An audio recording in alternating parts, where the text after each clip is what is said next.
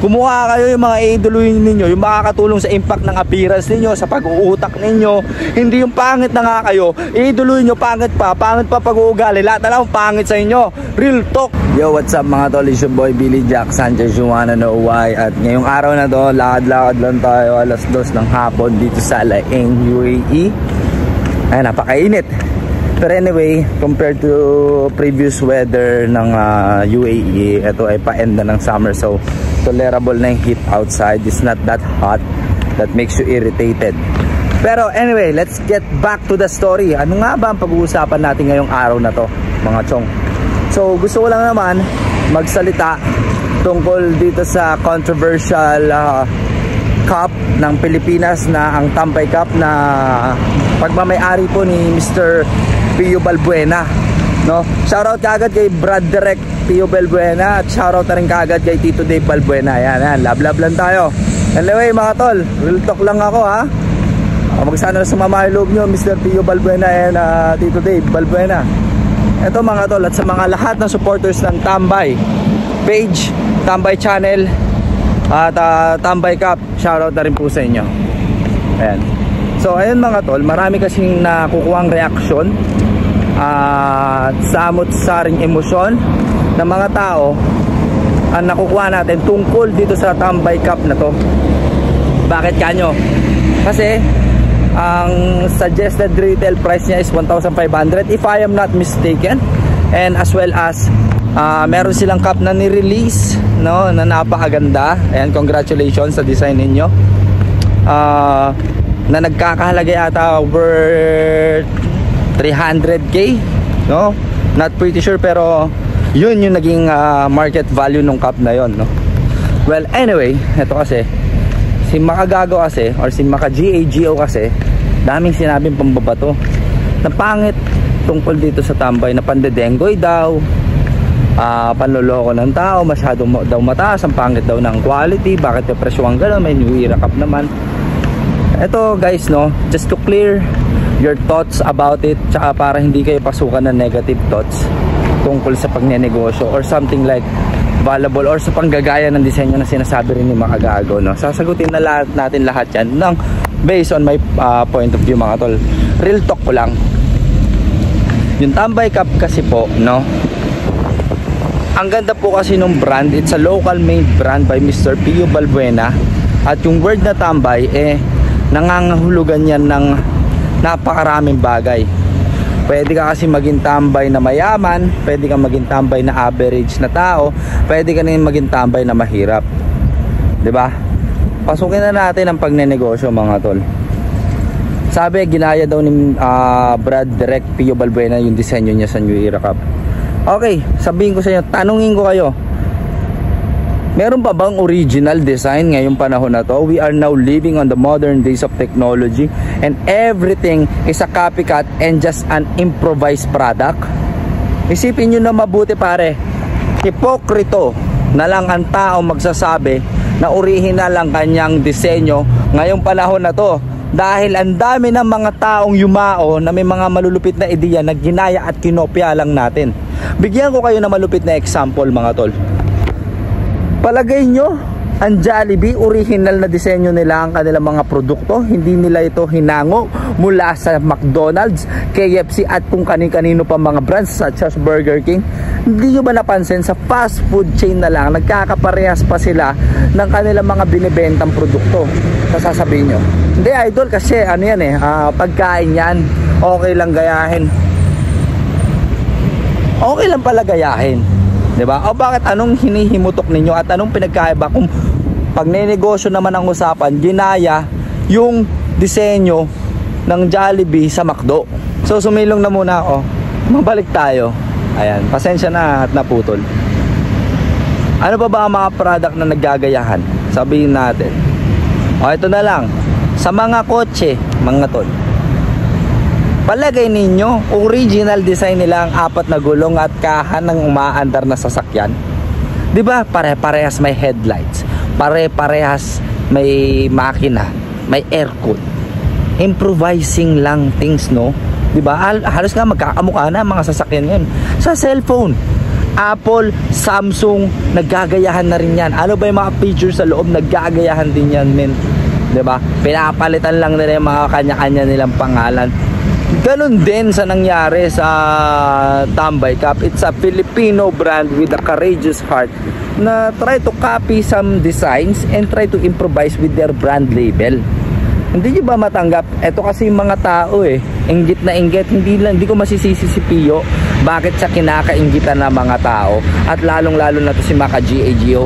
He has a genius mind from that word tambay na which is really good name and a lot of market of people. Kasi ako nga kahit may career ako, I considered myself as tambay diba? So I'm a supporter and a fan of tambay as well. Yun ang hindi kaya ni Maka GAGO, mga tol. Yung inggit na inggit siya na sanang wini-wish niya sa sarili niya na ginawa niyang sariling brand niya yung tambay, na hindi niya kagad naisip at naunahan siya ni Direk Pio Balbuena. Yun lang naman ang pinagsisimulan ng inggit dyan, pare.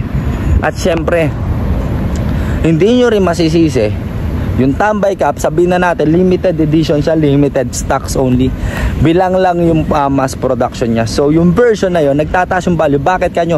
Dahil may mga willing mag-collect ng Tambay Cup na yan. At syempre may mga gamers na ng industry ng Tambay Cup, kaya mataas na yung value niya sa aftermarket niya, pare. Gets ninyo? Maraming may willing magbayad ng ganong halaga para sa cup na yun, para ma-preserve yung value ng cup. Hindi nyo kasi alam yan. Hindi, sasabihin nila, ano lang yan Tambay Cup. O bakit hindi mo ginawa? Bakit hindi ka gumawa ng sarili mo sombrero? Ang dami mo sinasabi. At saka hindi ka naman pinipilit, pare. Kayong mga taong komento ng mga bad comments o mga pangit na opinion, akala nyo naman may mga pera kayo, ni 100,000 wala rin kayo. Huwag tayo maglokohan dito. Kaya magrereklamo lang naman ng mga tao dito at magbabato ng kung ano-ano yung mga taong walang pambili at walang pera. Real talk, diba? Kung ako may pambili ako, ba't ako magrereklamo? Para sa akin kaya ko yun, afford ko yun Dibilihin ko. Hindi mo afford, better to keep your mouth shut. Hindi yun keso eksperto ka, keso ang husay-husay mo, keso alam mo ang entrepreneurship, kaya ka nagkakaganyan, kaya ka bumili ng ganito. No, bro, shut your mouth, man. Huwag kang pilingero. Tapos yung iba mga keyboard warrior sa comment section, mga sulsol, inggit na inggit kayo Hindi ba kayo napaproud na itong Tambay brand label, it can go internationally? Kung ko siya nakikita, bakit kanyo? First, it started with a cup, now it's a brandy. Ano pang kaya gawin ng word na tambay na yan na pinapamunuan ni Mr. Pio Balbuena? Hindi ba kayo napaproud sa mayroon tayong kababayan na isang Pilipino na nagpapakilala sa mundo ng entrepreneurship at sumuporta na lang?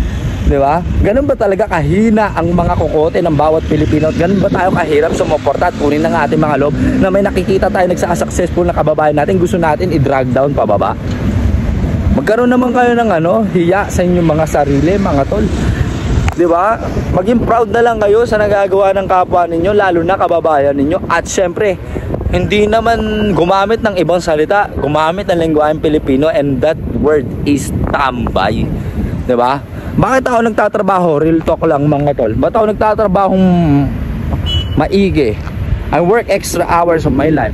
Vlogger ako, OFW pa ako at the same time. It's not about me supporting my family. It's not about having a money to support my loved ones. Hindi lang yun. Nagtatrabaho ako para maging tambay ng buhay ko, pare. Just real effing talk.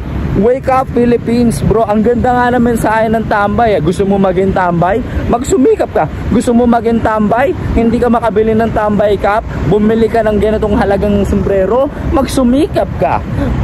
Palaguin mo ang iyong pamemera para ma-afford mo ang Tambay Cup na ganong disenyo, diba? Kunin nyo kasing inspirasyon. Hindi nyo kunin na parang pandedenggoy sa mga tao. Akala nyo denggoy na denggoy kayo? Bakit? Nakuhaan kayong pera. Kayo ba yung bumili ng sombrero? Tanong ko lang, kayo ba yon? Ang kakapal na mukha nyo, millions of Filipinos, pil na pil, kala mo sila yung bumili ng sombrero. At syempre kung sa SRP na swerte nung mga nakakuha sa 1,500. Anyway, shoutout ulit sa Tambay Cup dahil meron akong Tambay Cup yung kulay green. Sa mga gustong bumili nun, 300k ko rin pepreswan dahil pinagpawisan ko na yun, pre. May signature ni Direk Pio Balbuena, sisignaturean ko rin. At sisiguraduhin ko, yung marka ng pawis ko nandun. Kapal kayo. Anyway, to cut the long story short, sana naiintindihan ninyo, ang isang bagay, nagtataas ang value niyan pag short ang high in demand, short in production. Tapos isa pa, kinokolekta talaga yung willing, may mga willing na tao magkolekta niyan. At yung hype na ibinibigay and the design. 'Di ba? So yun lang. Kung wala kang pambili, hindi ka naman pinipilit, wag ka na magkeme-keme. Shut your mouth, bro. Tsaka kung wala kang alam sa entrepreneurship at saka sa pagnenegosyo, at akala mo ikaw eksperto, feeling mo na dengoy ka, hindi ka na dengoy. Dinedengoy mo talaga yung sarili mo. Walang ibang tao nagdedengoy sa'yo. Pinapaniwala mo yung sarili mo na napakatalino mo. Hindi ka matalino, uy. Negatibong tao ka lang, yun, real talk.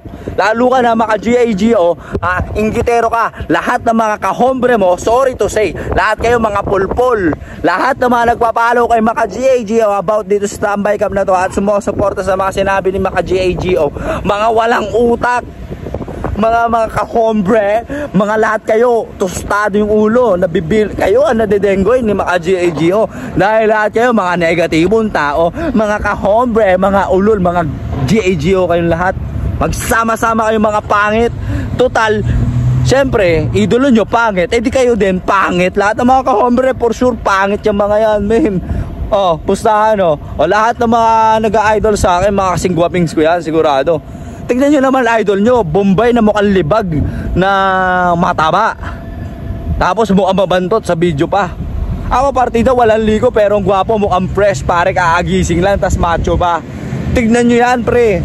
At mag-iidolo kayo, kumuha kayo yung mga iidoluhin ninyo, yung makakatulong sa impact ng appearance ninyo, sa pag-uutak ninyo. Hindi yung pangit na nga kayo, iidoluhin nyo pangit pa pag-uugali. Lahat na lang pangit sa inyo. Real talk. Nakakainis kayo, yun lang. So anyway, Direk Pio Balbuena and Tito Dave Balbuena, ingat kayo palagi. At syempre sa lahat ng mga Tambay supporters, isa rin akong fan yan, Tambay Cup. At sana ma-meet ko rin lahat ng mga original casting ng Tambay. Bilib ako sa inyo. Talagang mga tunay na magkakaibigan yan, magsuportahan kayo. I was able to meet some of them nung nireceive ko yung Green Cup ko. May vlog din kami dati ni Direk Pio, mabilisan lang dahil ayokong kunin yung oras niya ng mahaba. Hindi naman ako special na tao, ako lang naman si Billy Jack Sanchez, yung why, tagahanga ng mga tambay. So don't hate, spread love and educate and let love stay yung mga tol. Kung di ka pa naka-follow sa aking Facebook page, click mo na yung like button at share button para lumawak pa ang ating mga taga-suporta.